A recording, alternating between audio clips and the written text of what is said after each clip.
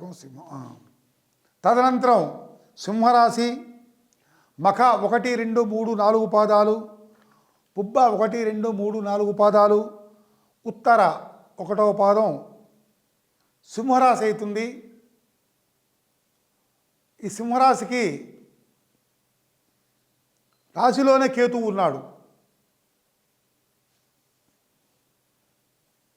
భక్తి భావాల్ని కలుగజేయటంలో దిట్ట కేతువు.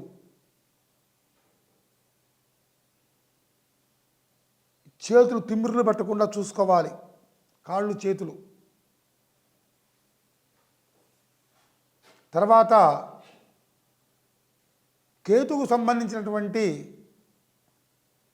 ధ్యానాన్ని ఎప్పుడు చేస్తూ ఉండాలి. ఫలాస పుష్ప సంకాశం తారకా గ్రహమస్తకం రౌద్రం రౌద్రాత్మకం ఘోరంతం కేతుం ప్రణమామ్యహం. ఈ శ్లోకాన్ని పఠిస్తూనే ఉండాలి. తర్వాత ఈ సింహరాశికి సప్తమంలో రాహు, అంటే 7వ ఇంట్లో రాహువు. వివాహ సంబంధాల విషయంలో ఇప్పుడు ఈ వారం మొత్తం కూడా కాలసర్ప దోషం. రాహుకేతుల మధ్యలో మొత్తం గ్రహాలు పడ్డాయి. అంటే కర్కాటకంలో సింహంలో రాహు ఉన్నాడు, సింహంలో కేతువు ఉన్నాడు, కుంభంలో రాహు ఉన్నాడు. కాబట్టి దీన్ని కాలసర్ప దోషం అంటారు. ఈ కాలసర్ప దోషానికి అటుపక్కన అన్ని కూడా గ్రహాలు పడ్డాయి. ఇక బయటి కదలలేకపోతున్నాయి. కాబట్టి ఇక్కడ సప్తమంలో రాహు అనవసరమైన దెబ్బలు తగలటం, ఉన్నటువంటి గొడవలు రావటం, నరఘోష అధికం కావటం, మనం ఏం మాట్లాడకపోయినా తప్పు మన మీద నెట్టి మన మీదే నరఘోష ఉండేట్టు చూడటం, ఏదో కారణం చేత దెబ్బలు తగలటం అనేది జరుగుతుంటుంది.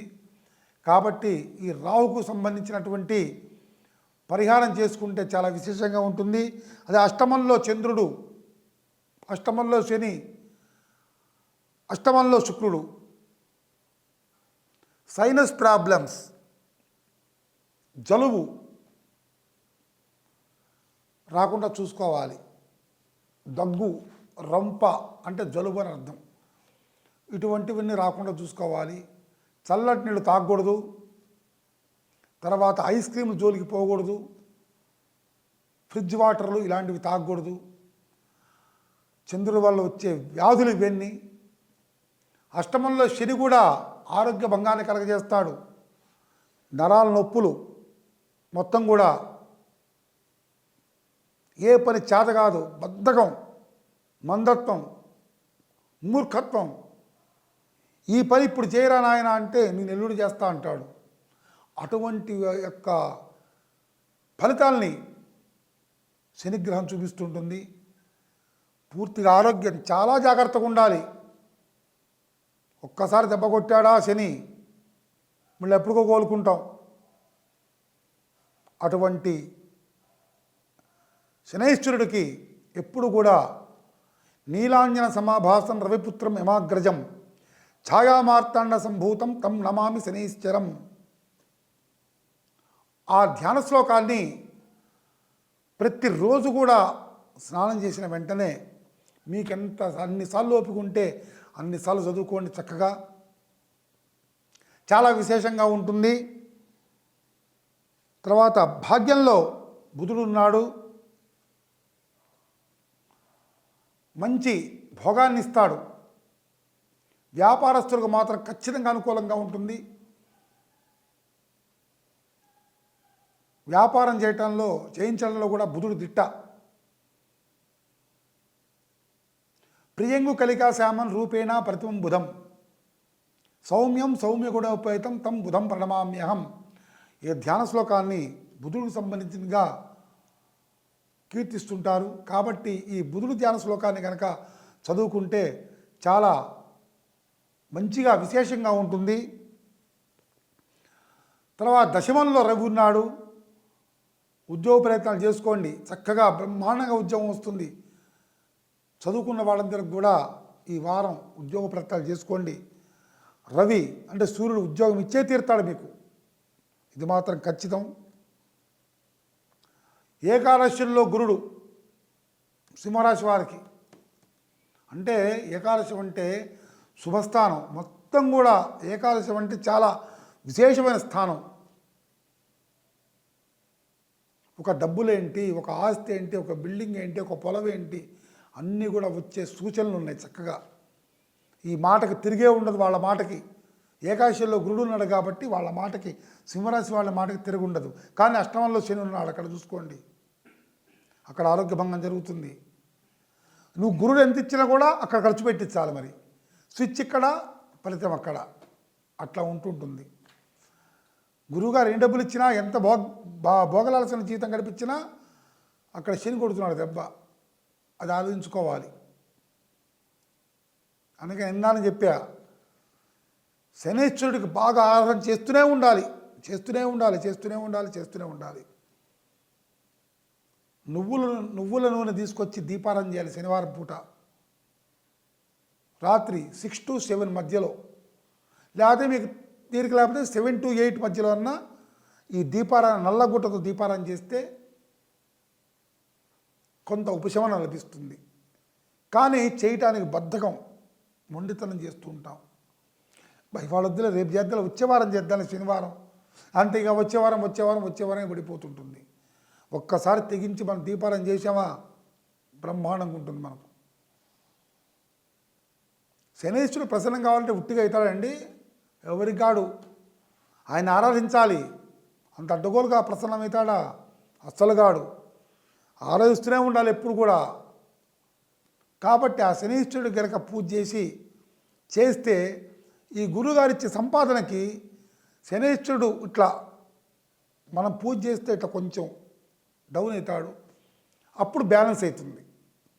తర్వాత 12 కుజుడున్నాడు, దెబ్బలు తగలకుండా చూసుకోండి. ఒంటి మీద, చర్మం మీద గడ్డలు అంటే వ్రణాలు అంటారు వాటిని, అవి రాకుండా చూసుకోండి. ఎవరితోనూ తగాదాలు, విరోధాలు ఉండకుండా చూసుకోండి.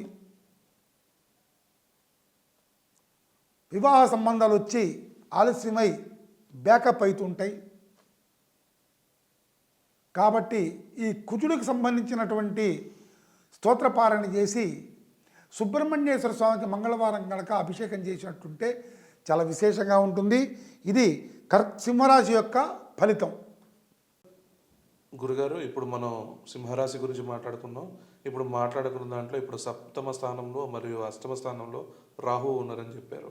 ఈ రాహు వల్ల ఎటువంటి ఇబ్బందులు ఉన్నాయి, దీని పరిహారాలు ఏంటి? సింహరాశి వాళ్ళకి సప్తమంలో రాహువు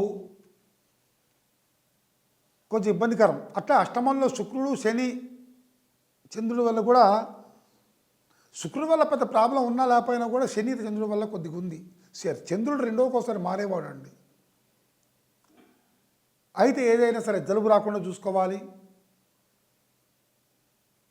శ్వాసకోశ వ్యాధులు రావడం ఎంతసేపు అండి, ఒక సెకండ్లో వచ్చేస్తాయి. వ్యాధి రావాలంటే పోవటం దాని తరంగా అదిగా. అట్టనే రాహు సప్తమంలో ఉన్నాడు. స్నేహితులను పూర్తిగా తగ్గించుకోవాలి. ముందర మన మంచోళమే, ఇక్కడ వాళ్ళు పిలుస్తుంటారు, రా పోదాం, బజారు పోదాం అని చెప్పి ఏదో ఒక తగాదా పెట్టుకొని, పంచాయతీ పెట్టుకొని రావటం, పంచాయతీల కారణం కావటం, వాళ్ళు కొట్టుకోవటం. రాహు అట్లాంటి లిటిగేషన్స్ పెడుతూ ఉంటాడు. కాబట్టి తగు జాగ్రత్తగా ఉండండి. రాహుగ్రహం నరఘోష ఎక్కువ కలిగిన గ్రహం. నెక్స్ట్ వచ్చేసి అష్టమంలో శని. ఆరోగ్యం జాగ్రత్తగా చూసుకోవాలి, బాగా జాగ్రత్త చూసుకోవాలి. ఏమరపాటు జాగ్రత్తగా లేకపోతే మాత్రం మంచంలో పడాల్సి వస్తుంది. నరాలు పిక్కుపోతుంటే బాగా, అసలు ఎందుకు ఇట్లున్నామో మనం, ఉన్నట్టు నా జీవితానికి ఏమైందా అన్నట్టుగా అనిపిస్తుంటుంది. ఇందాక చెప్పా, శనీశ్వరుడికి బాగా పూజ చేస్తూనే ఉండాలి. పూజ అప్పటికాయన ఇంత కొద్దిగా ప్రసన్నమవుతాడు. కాబట్టి శనికి తగు పరిహారాలు చేయించుకొని ఆంజనేయ స్వామికి సింధూర పూజ లేకపోతే తమలపాకులతో పూజ చేయించుకుంటే చాలా విశేషంగా ఉంటుంది. ఇది సింహరాశి యొక్క ఫలితం.